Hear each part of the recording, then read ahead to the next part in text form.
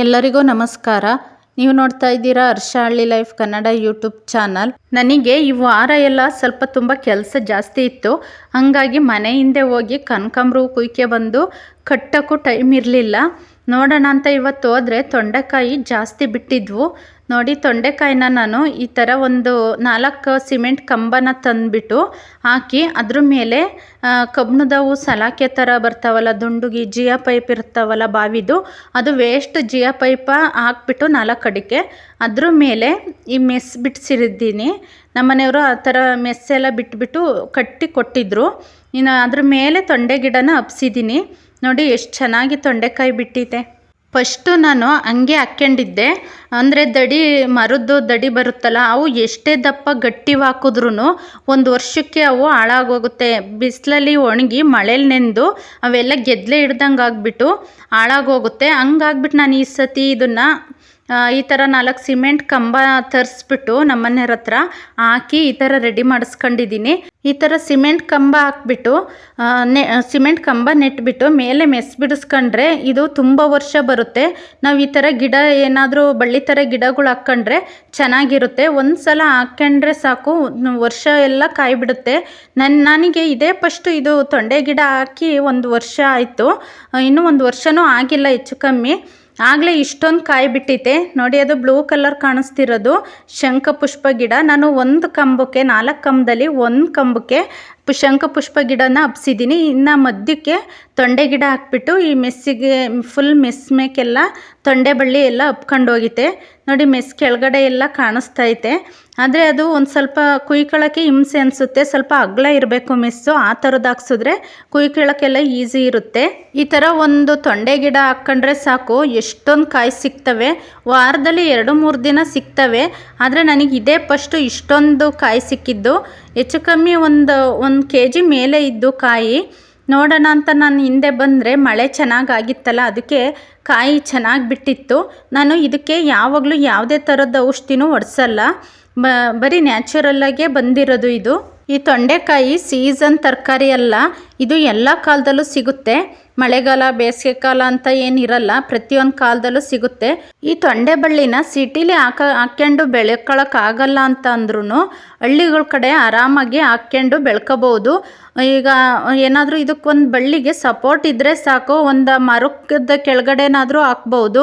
ಹಿತ್ತಲಲ್ಲಿ ಅಥವಾ ಹೊಲದ ಬದುಗಳಲ್ಲಿ ಯಾವ್ದಾದ್ರು ಒಂದು ಬೇಲಿ ಥರ ಬೆಳೆದಿರುತ್ತಲ್ಲ, ಆ ಬೇಲಿಗೆ ಅಥವಾ ಯಾವ್ದಾದ್ರು ಒಂದು ಮರ ಇದ್ದರೆ ಅದ್ರ ಸಪೋರ್ಟಿಗೆ ಒಂದು ಬಳ್ಳಿನ ಹಾಕ್ಕೋಬೋದು. ಇದೇ ಥರನೇ ಮೆಸ್ ಹಾಕಿ ಸಿಮೆಂಟ್ ಕಂಬ ಹಾಕಿ ಮೆಸ್ ಹಾಕಿ ಬೆಳಿಬೇಕು ಅಂತೇನಿಲ್ಲ. ನೋಡಿ, ನನಗೆ ಇಷ್ಟು ತೊಂಡೆಕಾಯಿ ಸಿಕ್ಕಿದ್ವು. ಅದನ್ನೆಲ್ಲ ಕ್ಲೀನ್ ಮಾಡಿ ನಾನು ನೀರಿಗೆ ಹಾಕಿ ಚೆನ್ನಾಗಿ ತೊಳಿತೀನಿ. ಇದನ್ನು ತೊಂಡೆಕಾಯಿನ ಕುಯ್ದ ಮೇಲೆ ನಾನು ತೊಳೆಯಲ್ಲ. ಅದಕ್ಕೋಸ್ಕರ ಮುಂಚೆನೇ ಇಡೀ ಕಾಯಿ ಇದ್ದಂಗೆ ಎಲ್ಲವನ್ನೂ ಹಾಕ್ಬಿಟ್ಟು ನೀರಿಗೆ ಒಂದು 5 ನಿಮಿಷ ನೆನೆ ಹಾಕಿ ಚೆನ್ನಾಗಿ ಒಂದು 2-3 ಸಲ ತೊಳ್ಕೊತೀನಿ. ತರೋದಾದರೆ ಅಷ್ಟೊಂದು ತರೋಕ್ಕಾಗಲ್ಲ. ಈಗ ನಾವೇ ಬೆಳ್ಕೊಂಡ್ರೆ ಅದನ್ನು ಎಷ್ಟು ಬೇಕಾದ್ರೂ ಧಾರಾಳವಾಗಿ ತಿನ್ಬೋದು.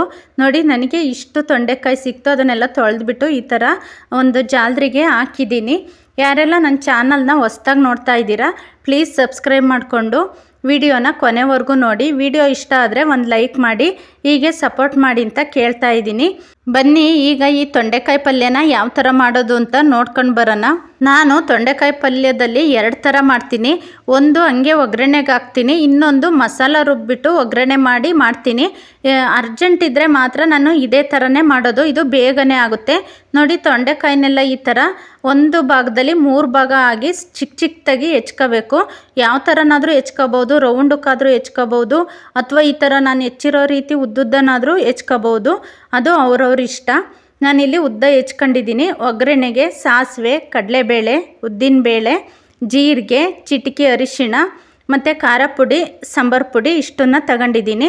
ನಾನಿಲ್ಲಿ ಮೆಣಸಿನ್ಕಾಯಿನ ಬಳಸ್ತಾ ಇಲ್ಲ, ಅಂದರೆ ಹಸಿ ಮೆಣಸಿನ್ಕಾಯಿನ ಬಳಸ್ತಾ ಇಲ್ಲ. ಒಣಮೆಣ್ಸಿನ್ಕಾಯಿ ಮತ್ತು ಖಾರ ಪುಡಿನ ಬಳಸ್ಕೊಂಡು ಈ ತೊಂಡೆಕಾಯಿ ಪಲ್ಯನ ಮಾಡ್ತಾಯಿದ್ದೀನಿ. ಆಮೇಲೆ ನಾನಿಲ್ಲಿ ಒಗ್ಗರಣೆಗೆ 3 ಮೀಡಿಯಮ್ ಸೈಜ್ ಈರುಳ್ಳಿನ ಚಿಕ್ಕದಾಗಿ ಹೆಚ್ಚಿಟ್ಕೊಂಡಿದ್ದೀನಿ. 1 ಟೊಮೊಟೊನ ಹೆಚ್ಚಿಟ್ಕೊಂಡಿದ್ದೀನಿ. 3 ಖಾರದ ಮೆಣಸಿನ್ಕಾಯಿನ ಚಿಕ್ಕದಾಗಿ ಕಟ್ ಮಾಡಿ ಇಟ್ಕೊಂಡಿದ್ದೀನಿ. 2 ಕಡ್ಡಿ ಫುಲ್ಲು ಕರಿಬೇವಿನ ಸೊಪ್ಪು ಮತ್ತು ಚಿಕ್ಕದು ಒಂದು ಸ್ವಲ್ಪ ಮೀಡಿಯಮ್ ಸೈಜ್ದು ಬೆಳ್ಳುಳ್ಳಿ ಫ್ಲೇವರ್ ಬೇಡ ಅನ್ನೋರು ಸ್ಕಿಪ್ ಮಾಡ್ಬೋದು. ನನಗೆ ಬೇಡ, ಹಂಗಾಗಿ ಸ್ವಲ್ಪ ತಗೊಂಡಿದ್ದೀನಿ. ನೋಡಿ 1 ಬಟ್ಲು ಹಸಿ ತೆಂಗಿನಕಾಯಿ ತುರಿ. ಈಗ ನಾನಿಲ್ಲಿ ಒಂದು ಕುಕ್ಕರ್ನ ಇಟ್ಟಿದ್ದೀನಿ ಸ್ಟವ್ ಮೇಲೆ. ಇದಕ್ಕೆ 3 ಸ್ಪೂನ್ ಎಣ್ಣೆ ಹಾಕಿದ್ದೀನಿ. ಈಗ ಇದಕ್ಕೆ ಒಗ್ಗರಣೆಗೆ ಸಾಸಿವೆ, ಕಡಲೆಬೇಳೆ, ಉದ್ದಿನಬೇಳೆ ಹಾಕ್ತಾಯಿದ್ದೀನಿ. ಕಡಲೆಬೇಳೆ 1 ಸ್ಪೂನು, ಉದ್ದಿನಬೇಳೆ 1 ಸ್ಪೂನು ತಗೊಂಡಿದ್ದೀನಿ. ಜೀರಿಗೆನೂ ಅಷ್ಟೇ ಸ್ವಲ್ಪನೇ ತಗೊಂಡಿರೋದು. ಅಡುಗೆ ಮಾಡೋರಿಗೆ ಅವರು ಕ್ವಾಂಟಿಟಿ ಗೊತ್ತಿರುತ್ತೆ ಅಂತ ಅಂದ್ಕೊಂಡಿದ್ದೀನಿ. ಅದಕ್ಕೋಸ್ಕರ ನಾನು ಮೆಜರ್ಮೆಂಟ ಇಷ್ಟೇ ಅಂತ ಹೇಳಿರಲ್ಲ. ಇದು ಸ್ವಲ್ಪ ಜಾಸ್ತಿ ಇರೋದ್ರಿಂದ ನಾನು ದೊಡ್ಡ ಪಾತ್ರೆನ ದಪ್ಪ ತಳದ್ದು ದೊಡ್ಡ ಪಾತ್ರೆನ ತಗೊಂಡಿದ್ದೀನಿ. ಇದನ್ನು ಬಾಣಲಿಲೂ ಮಾಡ್ಬೋದು. ನೋಡಿ ಈಗ ಕಡಲೆಬೇಳೆ ಎಲ್ಲ ಒಂಬಣ್ಣ ಆದಮೇಲೆ ಅದಕ್ಕೆ ನಾನು ಕರಿಬೇವಿನ ಸೊಪ್ಪು, ಒಣಮೆಣ್ಸಿನ್ಕಾಯಿ ಮತ್ತು ಹೆಚ್ಚಿಟ್ಕೊಂಡಿರೋ ಈರುಳ್ಳಿನ ಹಾಕಿ ಸ್ವಲ್ಪ ಬಾಡಿಸ್ತಾ ಇದ್ದೀನಿ. ಇದು ಸ್ವಲ್ಪ ಬಾಡಿದ್ರೆ ಸಾಕು. ಆಮೇಲೆ ಸ್ವಲ್ಪ ಬಾಡಿದ್ದಕ್ಕೆ ಹೆಚ್ಚಿಟ್ಕೊಂಡಿರೋ ಟೊಮೊಟೊನ ಹಾಕಬೇಕು. ಟೊಮೊಟೊ ಬೇಡ ಅನ್ನೋರು ಸ್ಕಿಪ್ ಮಾಡ್ಬೋದು, ಏಕೆಂದರೆ ಈ ಪಲ್ಯಕ್ಕೆ ಟೊಮೊಟೊ ಹಾಕಿದ್ರೆ ಚೆನ್ನಾಗಿರುತ್ತೆ.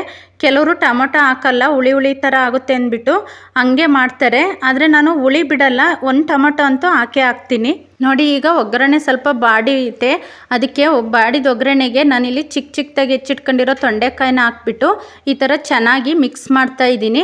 ಇದಕ್ಕೆ ಸ್ವಲ್ಪನೂ ನೀರು ಹಾಕಬಾರ್ದು, ಇಲ್ಲ ನೀರು ಬೇಕು ಅನ್ನೋರು ಸ್ವಲ್ಪ ಹಾಕ್ಬೋದು. ಆದರೆ ನನಗೆ ನೀರು ಬೇಡ, ನಾನು ಹಂಗೆ ಇದರಲ್ಲೇ ಒಗ್ಗರಣೆಲೇ ಬೇಯಿಸ್ಕೊತೀನಿ. ಇದನ್ನು ಈ ಥರ ಮಿಕ್ಸ್ ಮಾಡಿ ಒಂದು ಪ್ಲೇಟ್ ಮುಚ್ಚಿ ಒಂದು 5 ನಿಮಿಷ ಸಣ್ಣ ಉರಿಲಿ ಬೇಯಿಸ್ಕೋಬೇಕು. ಸಣ್ಣ ಉರಿಲಿ ಬೇಯಿಸ್ಕೊಳ್ಳೋದ್ರಿಂದ ಚೆನ್ನಾಗಿ ಬೇಯುತ್ತೆ. ತೊಂಡೆಕಾಯಲ್ಲಿ ಸ್ವಲ್ಪ ಹುಳಿ ಅಂಶ ಜಾಸ್ತಿ ಇರುತ್ತೆ.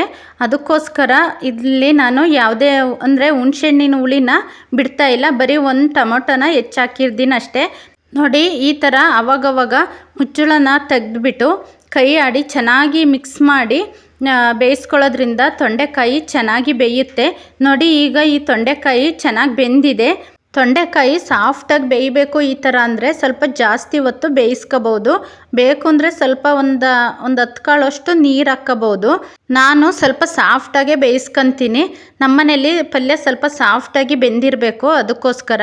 ಈಗ ಇದಕ್ಕೆ ನಾನು ಉಪ್ಪು ಮತ್ತು ಮಿಕ್ಕಿರೋ ಮಸಾಲನ ಸೇರಿಸ್ತೀನಿ. ನೋಡಿ ಈಗ ಫಸ್ಟು ನಾನು ರುಚಿಗೆ ಎಷ್ಟು ಬೇಕೋ ಅಷ್ಟು ಕಲ್ಲುಪ್ಪನ್ನ ಹಾಕ್ತಾ ಇದ್ದೀನಿ.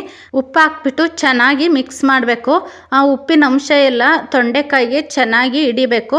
ಆಮೇಲೆ ನಾನಿಲ್ಲಿ ಚಿಟಿಕೆ ಅಡುಗೆ ಅರಿಶಿಣ, ಸಾಂಬಾರು ಪುಡಿ ಮತ್ತು ಖಾರ ಪುಡಿನ ಹಾಕ್ಬಿಟ್ಟು ಚೆನ್ನಾಗಿ ಮಿಕ್ಸ್ ಮಾಡ್ತೀನಿ.